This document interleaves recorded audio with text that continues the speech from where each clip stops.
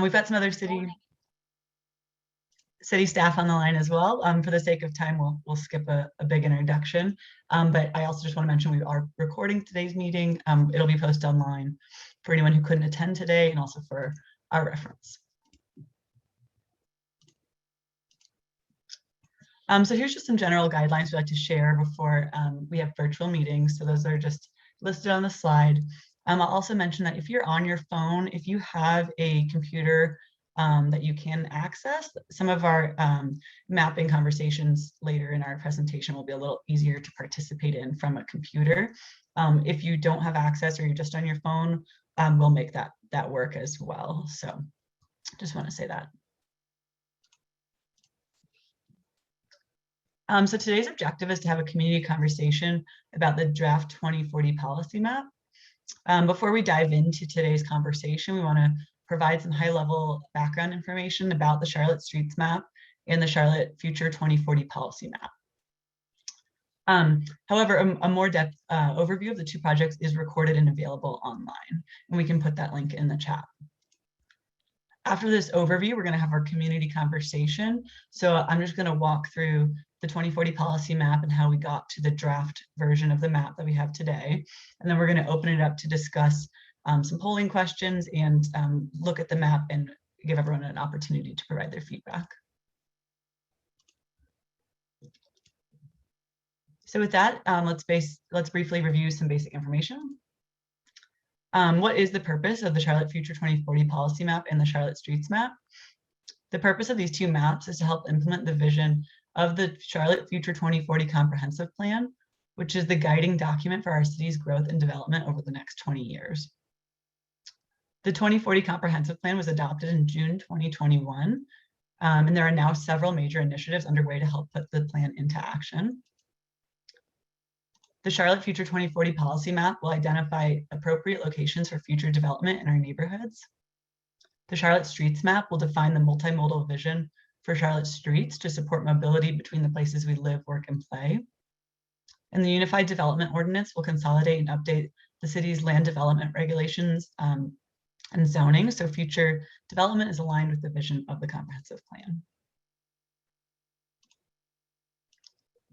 The 2040 policy map and the streets map will both help implement the vision of the comprehensive plan by informing how our built environment evolves and changes over time. The built environment includes both land use and transportation related characteristics, so each map provides supporting information about the places we want to create.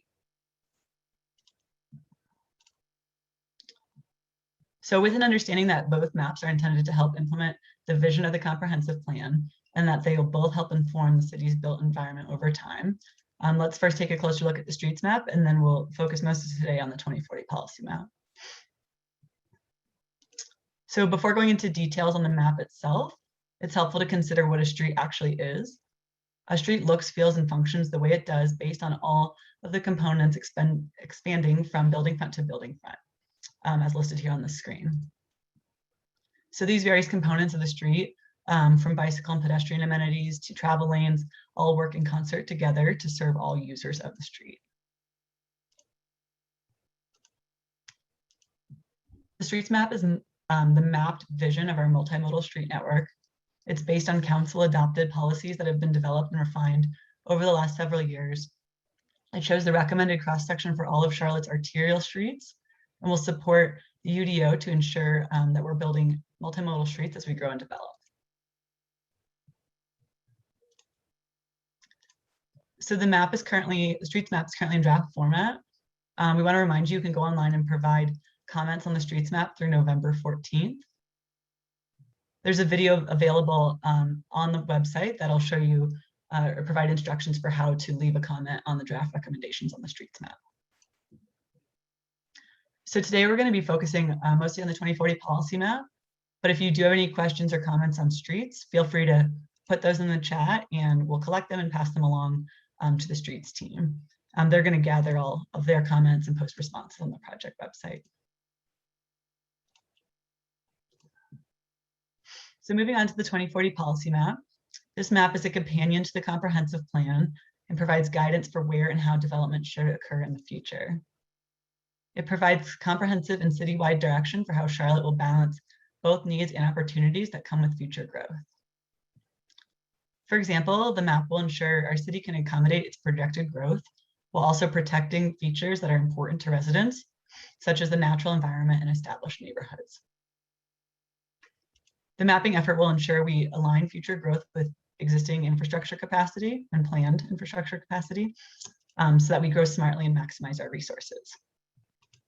Finally, the 2040 policy map citywide direction means we can ensure historically underserved areas are guaranteed better access in the future and Charlotte becomes a more equitable city. So the Charlotte Future 2040 policy map was developed using a new tool called place types. The place types tool was vetted by the community during development of the comprehensive plan. This mapping process focuses on where to assign these place types throughout the city. Place types are a new classification system to organize patterns of development. They're more complete and holistic than the city's old classification system called future land use, which only provided guidance for the type of development, such as residential, commercial, or institutional, that might be permitted on a property. In comparison, place types provide guidance for the mix and proportions of land use, building form and design, mobility, and open space. The place types palette itself includes 10 different place types. Those are shown on this slide. They fall into 3 categories: live, work, and play. So in the live category, we have parks and preserves, and then we have 2 types of neighborhoods, 2 different scales or densities, neighborhood 1 and neighborhood 2. Then in the work category, we've got commercial places, campuses, innovation, mixed use, and manufacturing and logistics. And then in the play category, we have 3 scales of mixed use activity centers. So those are neighborhood, community, and regional. And Kathy put the comprehensive plan manuals and metrics in the chat, and that will give you more information on the place types. So there were several data inputs used in each of the 3 mapping steps. For the sake of time, I'm going to touch on these data inputs as we review the policy map recommendations. The main thing I want to point out is that first we applied place types in the form of existing development. So that helped us understand for reference what place types exist on the ground today, and that was based on land use and existing development. The second step was based on adopted policies. And the third step of the mapping process was based on applying the comprehensive plan policies to that second map.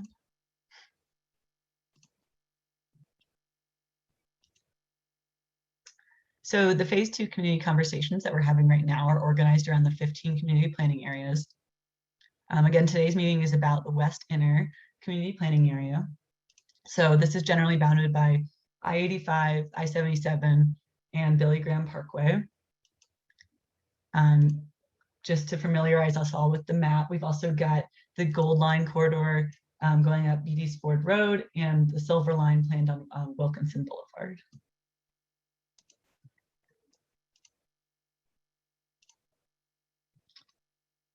So as I mentioned, the mapping approach began by translating what's on the ground today. And then second, we looked at what future place types would look like without the comprehensive plan policies. And lastly, revising that second map to better align with the vision of the community and the comprehensive plan.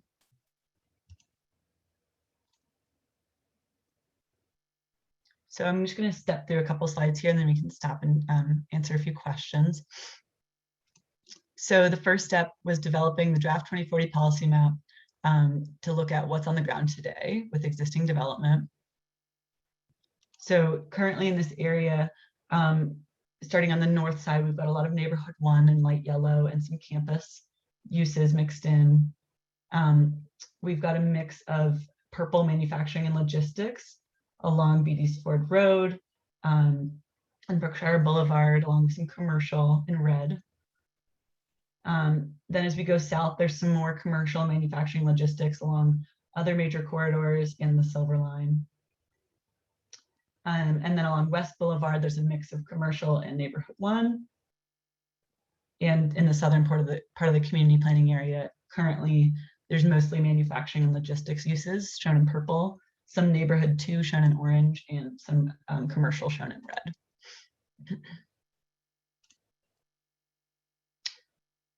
So the second step of the mapping approach, like I said, was to translate the city's adopted policies and existing entitlements into place types.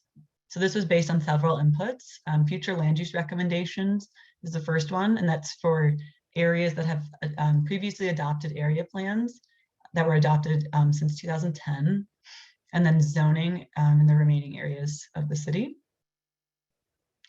So you can see how the place type assignments change between existing development and adopted policies, the second map. Those changes are pointed out on the right side of the slide. So one thing I want to point out is that there's a decrease in parks and preserves. We're seeing that across the city between these two maps for a couple of reasons. One is that some of these parks, areas that are existing parks and preserves, are not actually publicly owned and may be zoned for low density residential and could in theory redevelop. I've noticed that there's some greenways that are disappearing on this map. And that's something that we've noted and we're gonna look closely at in our next draft of this map, because I believe those greenways are publicly owned county land. So I just want to point that out here. One of the other bigger changes is an increase in neighborhood 2. So that's going to be largely based on the zoning, some higher density residential going in. And then we're losing some campus. Typically, it's small campus sites that are being absorbed into neighborhoods. That might be something like a community use, a church, or a school. Campuses that remain are likely more of what you picture as a typical campus, like maybe an office campus, medical or educational. And then we're getting an increase in innovation mixed use, which has some of the same uses as manufacturing and logistics, but generally at a smaller scale and mixed in with other uses like residential or commercial. And then we have a significant increase of community activity center, which is the blue color. And that's an increase in mix of uses and density in certain locations. So now we have the 2040 policy map. So this map revised that last adopted policies map by applying policies from the comprehensive plan. So some of the key policies that we applied were from the equitable growth framework, which aims to improve access to housing, jobs, and goods and services. The equitable growth framework also aims to mitigate environmental justice impacts. Other key policies from the comprehensive plan were aimed at protecting community assets, such as established neighborhoods, parks and preserves, and manufacturing sites, which provide great jobs for the community. So one thing I do want to go ahead and point out on this map, I think it's already come up in the chat, is that it's been brought to our attention that there was some community activity center mapped in, I believe it's the Wesley Heights neighborhood, and we've flagged that for a closer look.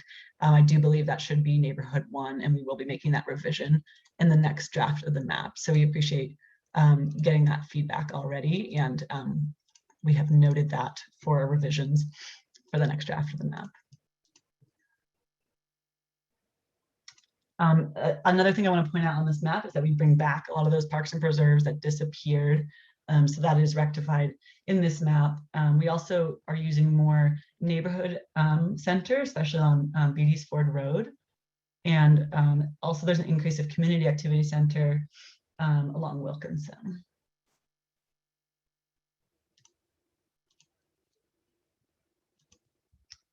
So I've just got a couple more slides and then we can dive in to our conversation. So we want to walk through those preservation policies that I mentioned.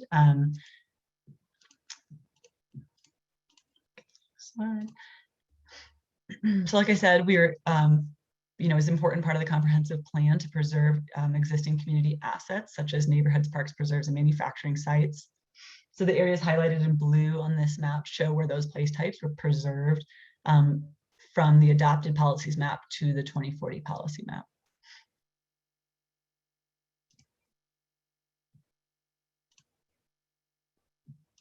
So the next priority from the comprehensive plan that was to map policies from the equitable growth framework. The 2040 policy mapping process aimed to use place types to improve access to jobs, housing, and goods and services in underserved areas. It also looked at reducing environmental justice impacts. So improving access to these three necessities and reducing environmental justice impacts is a hallmark of the 2040 Comprehensive Plan, and it's outlined within the equitable growth framework within the plan. So in terms of improving access to housing, jobs, and goods and services, this area has pretty good access. So we didn't really need to recommend too many changes from the adopted policies map in order to address inaccessibility. And that's kind of shown on the slide, the maps on the left side of the slide. So the areas within the black hatches currently have adequate access. And that's including access to housing, jobs, and goods and services. The map on the right side of the slide shows environmental justice. So areas outside of the black hatch are lacking environmental justice or have environmental justice impacts. So this area is pretty significantly impacted by environmental justice issues. For example, that might be something like single family near manufacturing logistics, or single family near, or other neighborhoods near transportation infrastructure. So the place type mapping effort tried to find opportunities to buffer and create transitions to reduce the proximity between neighborhoods and that those heavy industrial uses or major transportation infrastructure. Ultimately, opportunities to provide that buffering through our place types tool was somewhat limited based on existing development. So we would be looking at other tools outside of place types after this effort to help address those inequities in those areas.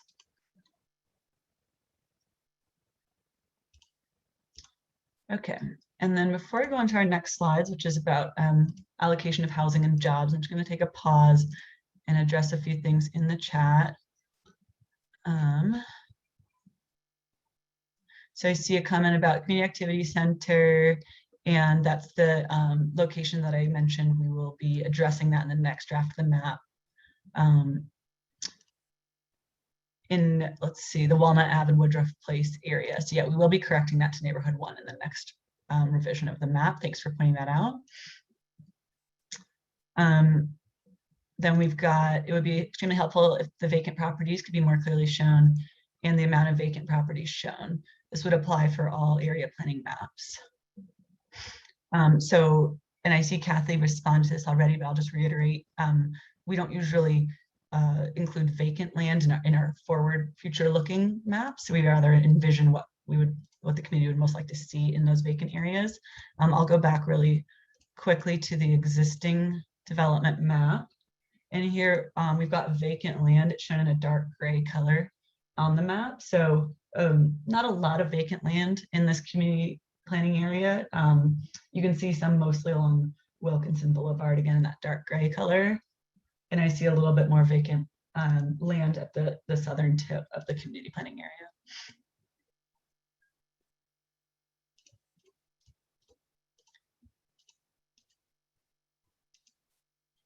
Okay.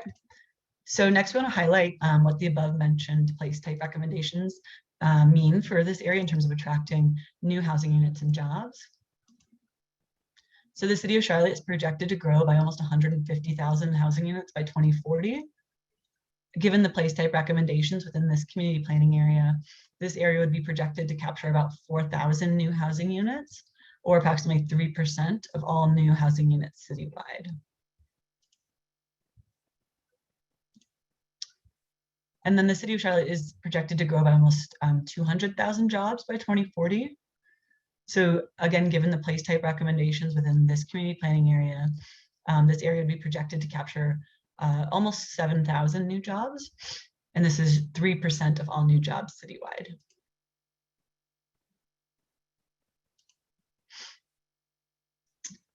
Okay, so now that we have walked through the draft 2040 policy map recommendations for this area, we'd like to get your feedback, more feedback on how to improve the draft mapping approach.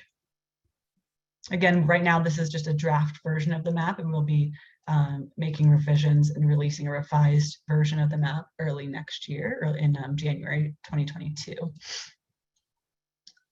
So the objective of this conversation is to collect feedback both on the current steps in the mapping approach as well as potential revisions to the approach.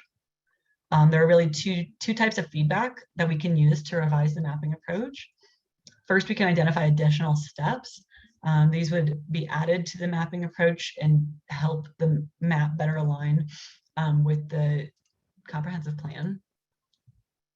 And then we can discuss potential adjustments to the current mapping steps. And those would really help improve the accuracy of the map for our revised draft. What this process really can't do is incorporate parcel-specific revisions that don't inform an overall change to the citywide mapping approach. Again, this is a citywide mapping effort, so we're balancing future needs and opportunities citywide. So anything that you point out, we're basically going to see how that factors into the citywide mapping approach and try and look at that issue on a citywide scale. So starting with additions to the mapping approach, we want to turn our attention to what might be missing. So we've got, I believe, 3 poll questions here we want to run through with you all. And then we're going to open it up and look at the map and allow you to provide feedback directly on the map. So we recognize that the current mapping approach is a starting point. We might need some additional steps to better align the map with the comprehensive plan. We want to share a few suggestions for additional steps with you all and see whether or not you agree and how you feel about these suggestions. The additional steps that we've heard from our interdepartmental stakeholders are related to 3 of the 10 place types.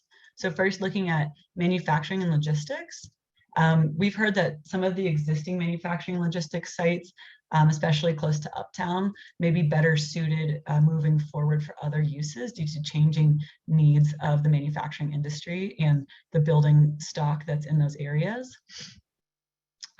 So what we wanted to ask you is it more important to preserve existing manufacturing logistics sites? Or do you think it's more important to consider where repurposing these areas may better serve other community needs in the future? We've got a poll question. Are you able to see the poll, Ellie? I'm not. Are you? Okay. Yes, I am. Okay. So as of right now, we have 4 responses. 3 of 4 say it's more important to consider repurposing. And we have 5, 6. Hold, let me give it a second then. Okay. Thanks, Kathy.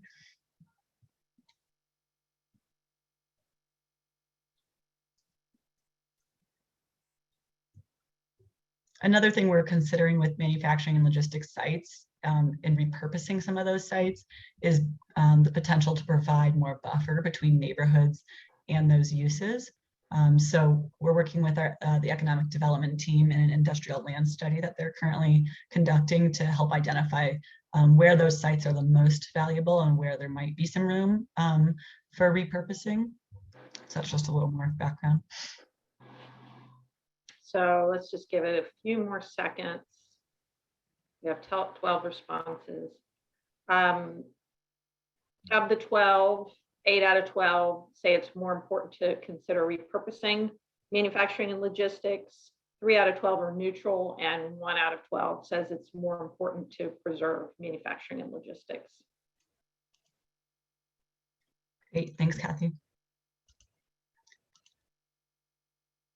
Okay. Then I think we actually just have one more poll question in this section. So our next question for you is based on the commercial place type and the neighborhood activity center place type. So what we've heard from some of our planning colleagues is that a lot of the existing commercial development throughout Charlotte doesn't really align with the comprehensive plan's vision for walkable and integrated communities. So what we're asking you today is, how important to you is it that commercial places within this community planning area evolve into neighborhood activity center or even potentially community activity center? So that would be like increasing the mix of uses rather than just focusing on commercial largely in those areas.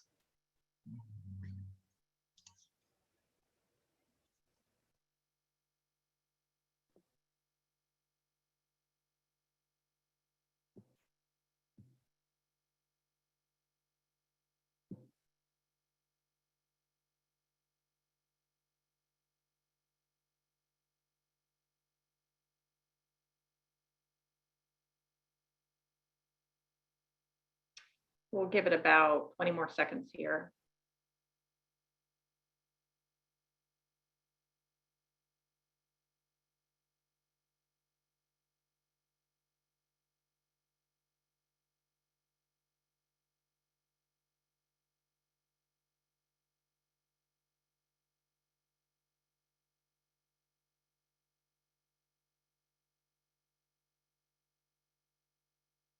Okay, we have had 11 responses.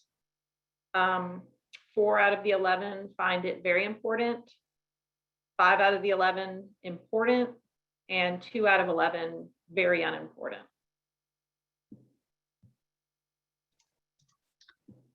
Great, thanks, Kathy. So it sounds like we're leaning towards important overall.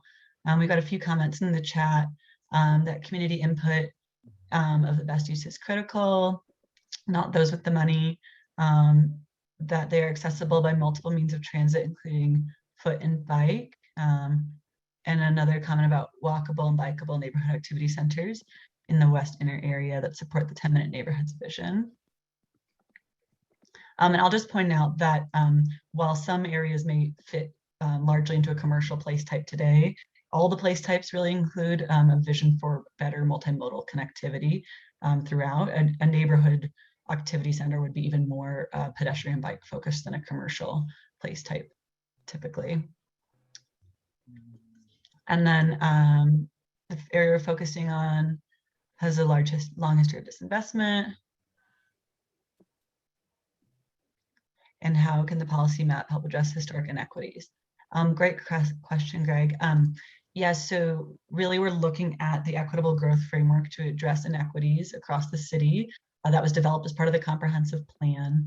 From that analysis, what we've seen is that generally this area has adequate access to housing, employment, and amenities, but does have issues with environmental justice. So as I mentioned before, something to address environmental justice that we can do through place types is providing buffering. So we did that as much as possible in this area. And then there would be future additional tools that would be used to help further address those inequities. So that could be within the UDO, within the zoning regulations, looking at design requirements, infrastructure, that sort of thing. And I see you're saying adequate for whom, thanks. So let me just flip back really quick to that slide so that I have the reference. So there was a lot of metrics that went into to this analysis in the comprehensive plan. If you want more information about exactly what those were, I'll point you towards the comprehensive plan. And I think that's linked earlier in the chat here. But it's generally looking at a lot of different factors like housing diversity, affordability, types of jobs, mixed education level jobs, access to amenities includes things like healthy foods and all that. So ultimately, it's access for everybody within this geography.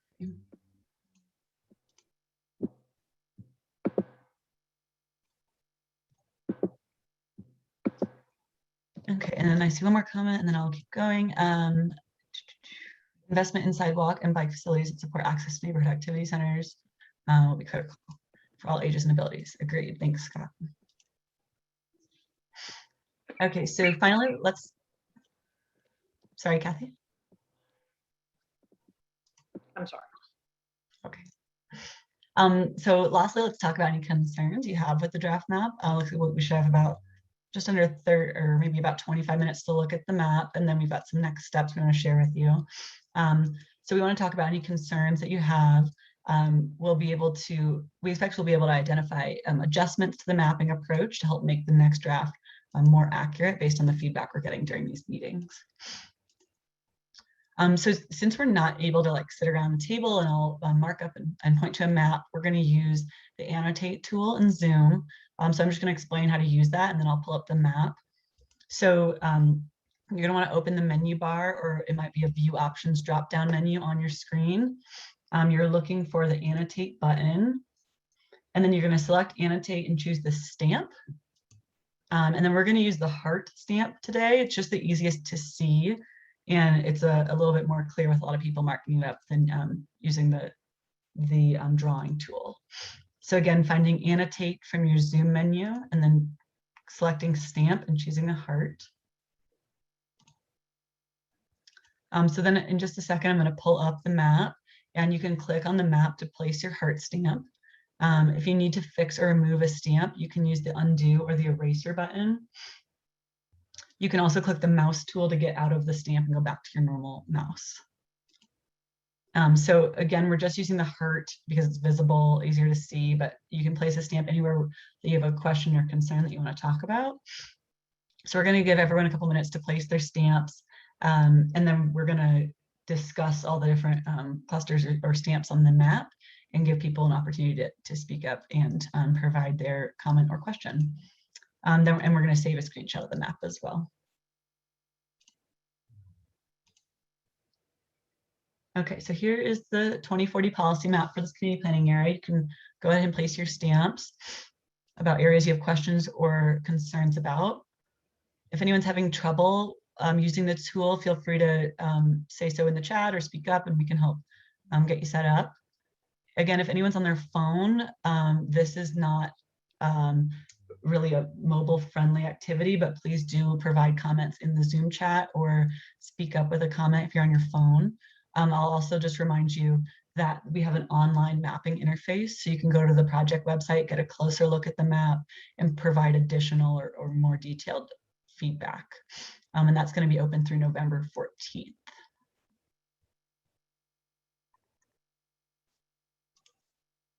So we'll just give it a few minutes. I'm not seeing any stamps on the map yet, but give everyone a few minutes to place those.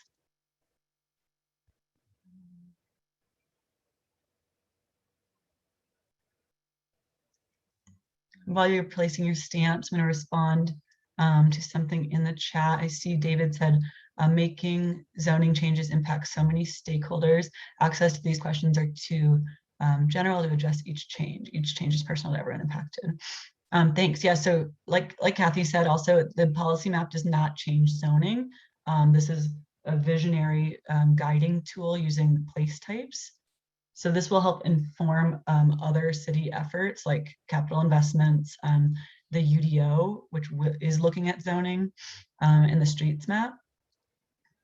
So if you have comments or questions on the zoning in particular, you can go to the UDO on the project website, sorry, on the city website, the UDO project, and provide comments on that draft, which is up now.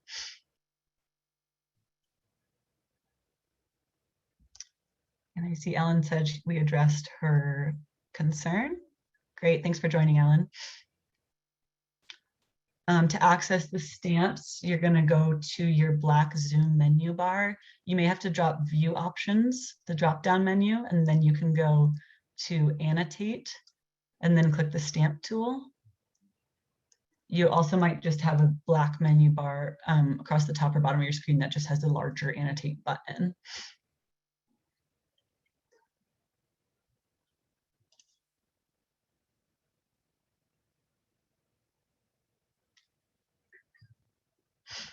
And if anyone has any more broad, less map specific comments or questions, feel free to put those in the chat as well.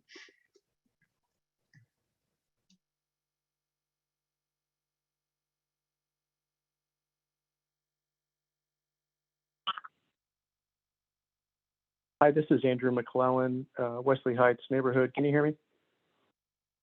Yes, I can. Yeah, I'm not on the Zoom call, but familiar with the planning map. Thank you for addressing the issue with the neighborhood community activity center kind of puncturing into Wesley Heights. If I could make a suggestion on the legend, that you might introduce another category, which would be, in my mind, would fall under, neighborhood 1 - historic neighborhood or National Historic Register, just so we don't have things like that occur again, where we have again a 6-7 story buildings cutting into the heart of a historic neighborhood. I think that'd be we'd be well served by that. It would be a better tool for you guys as well, I think, to know exactly where the boundaries of these neighborhoods are. Thanks. Yeah, that's a great point. I think historic neighborhoods and designations are something that we can look at citywide and really make sure we're protecting and respecting those assets in our next version of the map. In terms of the legend, the 10 place types are pretty set in stone at this point, as those were part of the comprehensive plan, but adding an overlay of that, I think, is a great idea. So thank you. Right. Yeah. Even if you could have an outline, so we understand what the adjacencies are in terms of zoning and such. Sure. Yeah. Thanks. Yeah, we can probably include that as a layer in the online map for our next draft. Okay. Okay, thank you very much. Yeah, thank you.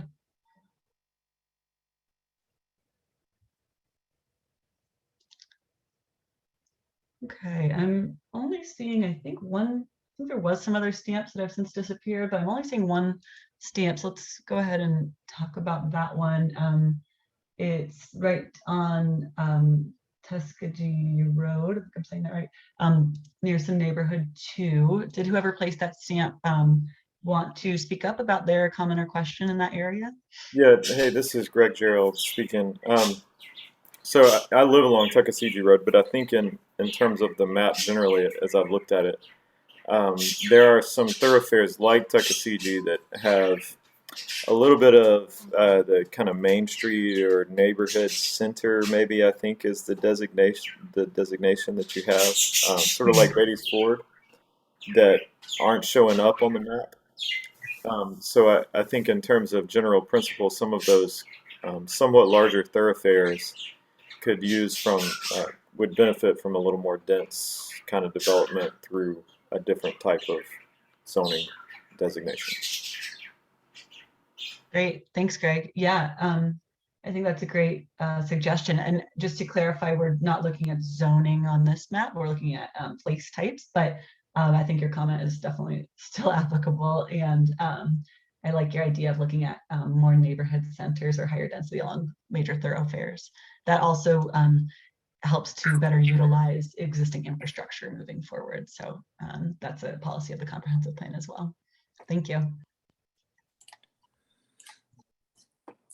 Hey, Ellie, this is Shai Goldstein from Wesley Heights. So I, like many of the folks on the call from Wesley Heights, joined because we were concerned about what's turned out to be a mistake. So we're all greatly relieved. I just wanted to kind of turn the table a little bit and say thank you. Listening to the way you've explained the careful consideration for all this and all the work and thought that's gone into it is very encouraging. So just before I drop with a nice relieved heart right now, I'd like to say thanks for all the work that you all are doing to try to make our community the best that it can be, into the future. Thank you. Thanks so much, Shai. I appreciate that. And I appreciate you and your neighborhood engaging with us in this meeting and as well with our online map. We really value the feedback. So yeah, we love Wesley Heights. That's awesome.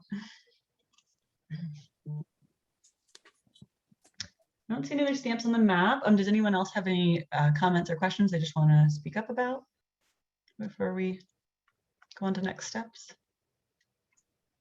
Hi, Ellie, this is David. I have one question. I don't need to put an icon or on the map, but I can't find where that feature is. I see something called view options at the very top. Is that the option section that you said that you would, or it says under annotate? Is that the area you go to?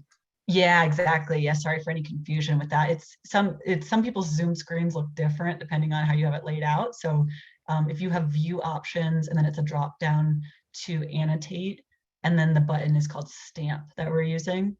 And then you can select which stamps. That's where we're using the heart. Thank you. I found it now. It was kind of hard to access, but I've got it. And I just want to echo Shai's comments here. Roughly, do you know when the updated map might come out, and so we can look at it and see if there's any further comments about the proposed changes?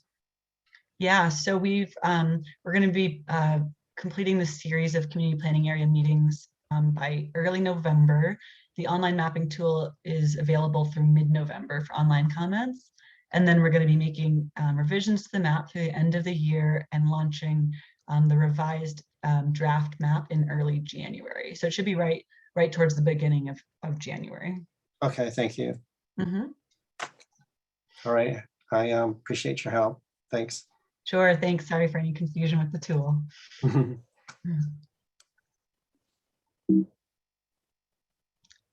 Any other comments or questions?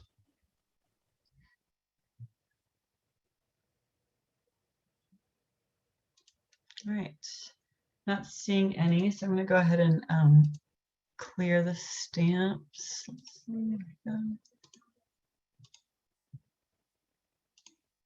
All right, And I just touched on these next steps a bit already, but again, we're going to be continuing these meetings through November 10th, and there's 2 sessions for each community planning area. They're all going to be recorded and available online if you're not able to attend, but you're curious to listen to another one. There's also makeup sessions for each area if you would like to attend and the timing does not work out for you. We're also hoping to do some in-person office hours contingent on COVID protocols. So we'll update the project website if we're able to do that. Again, the online comment application is available for through November 14th. If you have any other comments you would like to provide, you can do that there. There's also going to be hard copies of the comment form available in libraries and YMCAs across the city. So if you know anyone who doesn't have internet access or computer access and would like to provide feedback, please do spread the word about that. We're going to be using the community feedback to identify citywide revisions to the mapping approach. And like I said, we'll be revising the map and we should have that available early 2022, looking at early January, actually. And I see one more comment in the chat. What's the designation between neighborhood 1 and neighborhood 2? So it's basically a higher density neighborhood. In neighborhood 2, there's more types of housing that would be appropriate, such as like townhomes, quadruplexes, apartments. Neighborhood 1 is more low density. It does allow for, or it does say that duplexes and I think triplexes are appropriate, but generally looking at single family residential. The one other difference off the top of my head is that neighborhood 2 allows for some supportive other land uses. So something like commercial or mixed use could also be mixed into neighborhood 2, but again, it's primarily residential. There's more information on the place types themselves in the manuals and metrics as part of the comprehensive plan. Kathy posted a link to that. If you scroll up, I think at the beginning of the chat, that's available on the project website. So that has a lot more information and some 3D graphics and photos that will help you envision more what those place types are. Thanks, Kathy, just put it in the chat again there.